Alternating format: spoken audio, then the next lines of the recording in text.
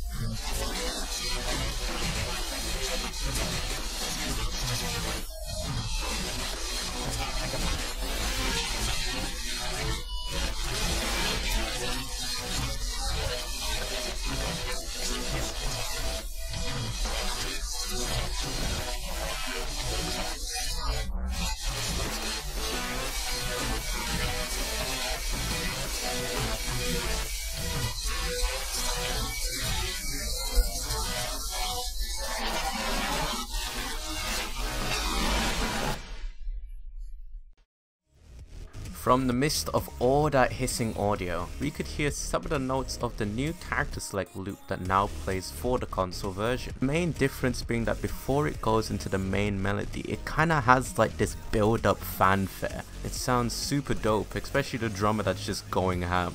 Let's examine this next clip. Man. Oh, it's decent damage. Dude, but look how little life he has.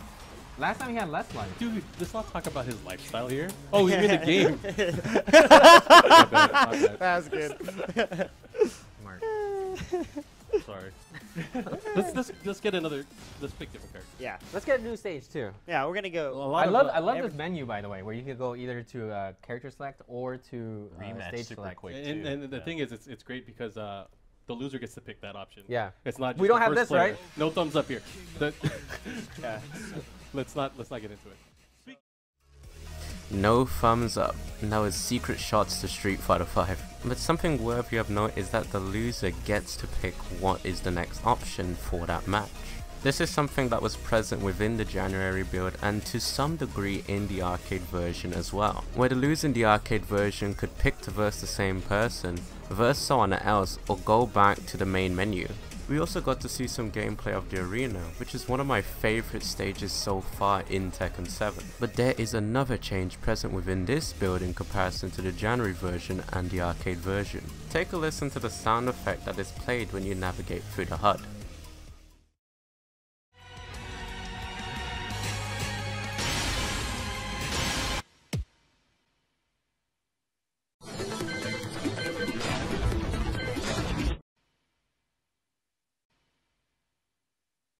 As you heard, the sound effects used are very different. The latter new sound effects sounding very similar to Tekken 6, which again fit in with the style of the game. Let's move on to the next clip, which is going to be a longer one. You just saw two of them. Let's so. show Azure. So, dude, that one's so yeah. pretty. So just from a dumb question, because I'm not very smart. Okay. We know The that. PS Pro, yeah, obviously. The PS Pro, like, not everyone has a PS Pro, right? So if I'm playing on my little itty bitty normal ghetto PlayStation 4, how are the graphics gonna look from there? I don't think there's going to be a huge difference. I mean, there's no details really out yet on the differences. I think the biggest change will be is if you play on PC. You know, if you wanna up to PC, that's. So are you part of the PC overload gang and all He's that? one of those. He was talking to me about video cards all day. I mean, I love PC gaming, but when it comes to fighting games, I'm usually play console, just because that's just where everyone's playing, and That's cool. it's kind of where the competitive scene is. So. All right. So And then on the we PC got side, Kuma and a, on the Kuma PC versus side, Kuma, just add the I A. could use the dragon on the PC side, right? yeah, it works on PC too. Yeah. And Obsidian too. X, All the native joysticks. X input for the Columbus one. All right, So let's what show stage? these Where are we show going? these stages. Let's go to. Something beautiful. Yeah, we're gonna go to something. Azure? Yeah. Yeah, the Coming our water way. stage. Dude, there's a lot of new stages. Yeah, Yeah, wow. there's two Oh, hell. wow. Or the Kinder Gym. Should we go to the Kinder Panda Gym. stage? Let's do that Azure. We haven't done that one. Infinite Yet. Azure. Yeah, that looks nice. All right, I'm excited. So there was a lot of stuff here and there mentioned within that clip. One of the important ones I want to take from that clip is that Tekken 7 will have X input support. Native X input was the keywords that Markman used to describe the combo sticks, nothing with the word patch involved. This means if you have an Xbox 360 controller or an Xbox One controller, you can use them straight off the bat to play Tekken 7. This also means you can use softwares that emulate your controller into an X input format. So if I was running something like DS4 Windows and I want to use my PS4 controller, I could use just that to play Tekken 7. Now Namco hasn't mentioned this game supporting D input yet, but they have keyboard binding. Where you bind your keyboard settings, there'll probably be like another area where you combine controller settings as well. Another thing worth noting is that they've hinted practically on a PS4 Pro patch. Personally, I don't think that a patch was running with this build. I think it was just a placebo effect. But I am certain that it did probably affect the load times. To test this, I'll probably make a comparison video down the line.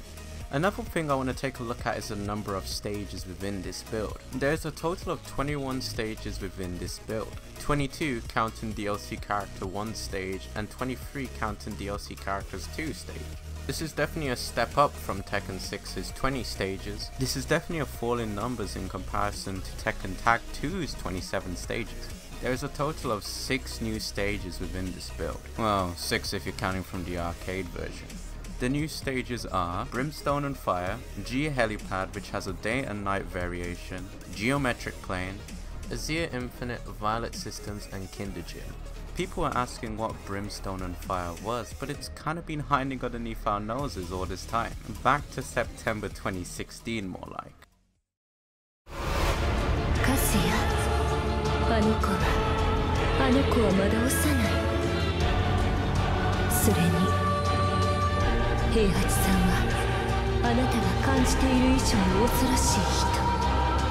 私は平八さんを止めないといけないのです。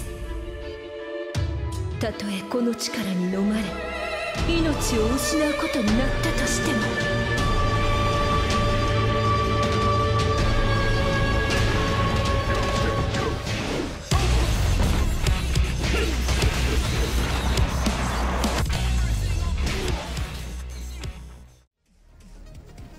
There you have it.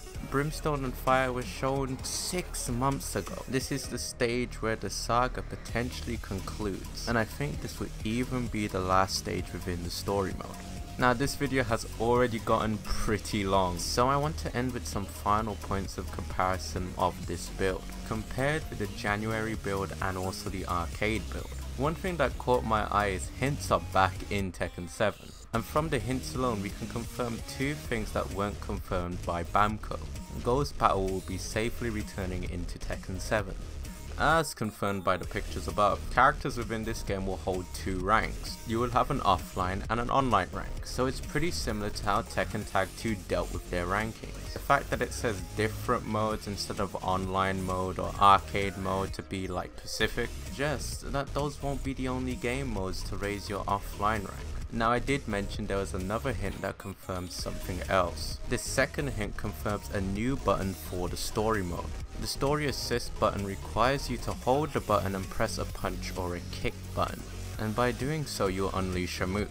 Now I have no idea how this button will play out.